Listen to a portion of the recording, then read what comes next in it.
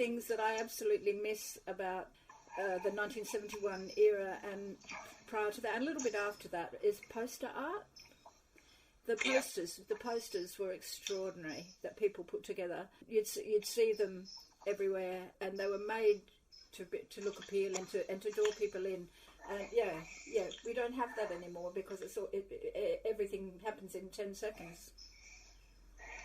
Yeah, I mean, there was the whole explosion in creative arts in film and theatre, in the visual arts, was also another thing that was happening all around us at the time.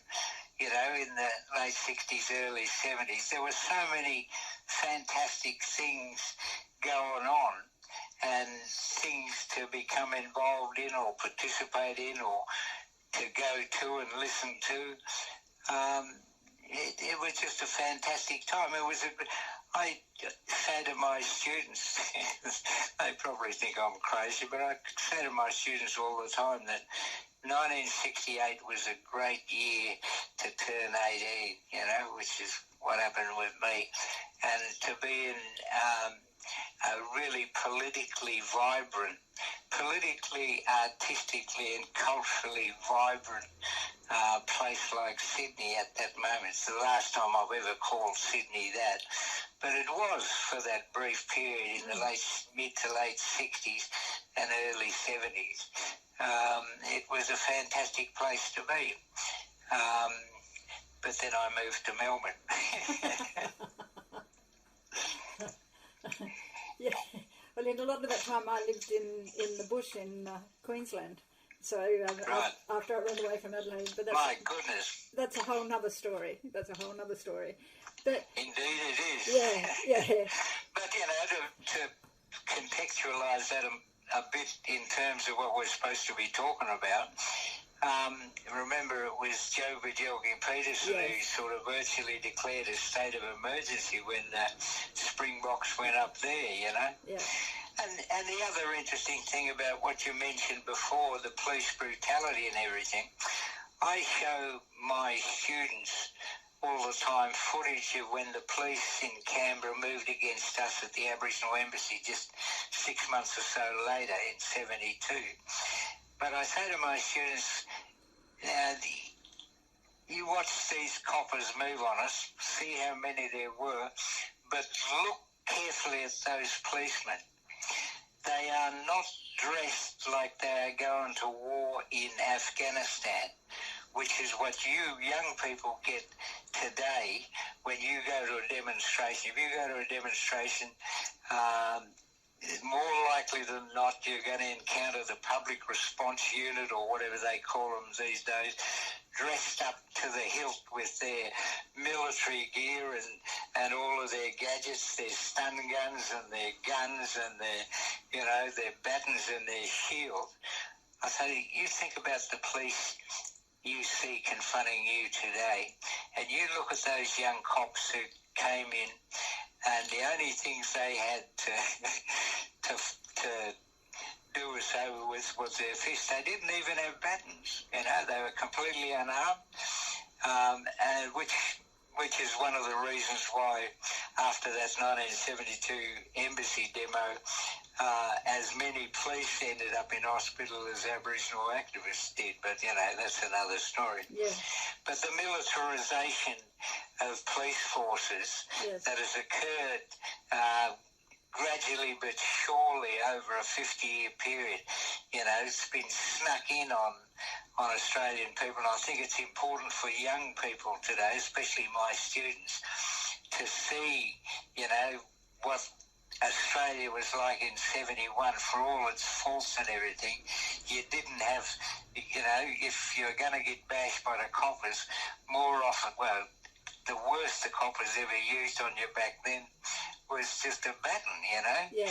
But even that was rare. Whereas today, and the numbers in police these days, all of which are factors which are disturbing in a society that likes to, claim it's a free society. Yeah, exactly. Wow, gosh, this is all amazing.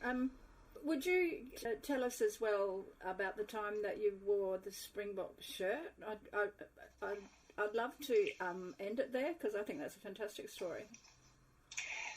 Yeah, well, when we got involved after Paul Coe had challenged the Sydney anti-apartheid activists, once we'd had a few discussions with them, there was a former Australian rugby player who'd actually played for Australia in matches in South Africa in an earlier tour. And when he'd come back from South Africa, he brought back with him 3 genuine Springbok football Guernseys. And the Prime Minister of South Africa had said, we had him, quoted as saying that no black man would ever wear this revered Afrikaner symbol of manhood, this Springbok football Guernsey. And so Jim Boyce contacted us and told us that and said, the thing that would freak out white South Africans back in South Africa is to see 3 black people in Australia wearing these particular authentic Springbok football Guernsey. And so me and Billy Craigie and I think it was Tony Curry donned these 3 football Guernseys and went to where the Springbok football team was staying at the Squire Inn in Bondi Junction in Sydney, which coincidentally, and by pure absolute coincidence, because when the government brought the Springboks in and the unions banned airlines from carrying them and trains from taking them anywhere and hotels from hosting them, they had to go to great secrecy about where the Springboks were staying. But lo and behold, they installed the Springboks in the Squire Inn, which is literally across a car park from the black commune of Black Power radical activists, where we'd moved our headquarters from Redfern to get away from the police harassment, and we secretly set up in Bondi Junction, but then not long after secretly moving in next door to us was the Springbok football team. So we turned up outside their motel wearing these football Guernseys, and we saw these 2 South African rugby players whispering to this policeman, and this policeman came over and grabbed us. Well, it wasn't just one policeman, about 3 or 4 policemen come and grabbed the 3 of us and took us inside the motel, because out the front there was a phalanx of police, because there was an army of protesters, banging and not making a hell of a racket, having a protest outside the motel. So the police grabbed us, pulled us through the police lines, took us into the motel and got the Springbok football team to come and parade past us, asking the football players, which one of you guys did these guys steal these football Guernseys from?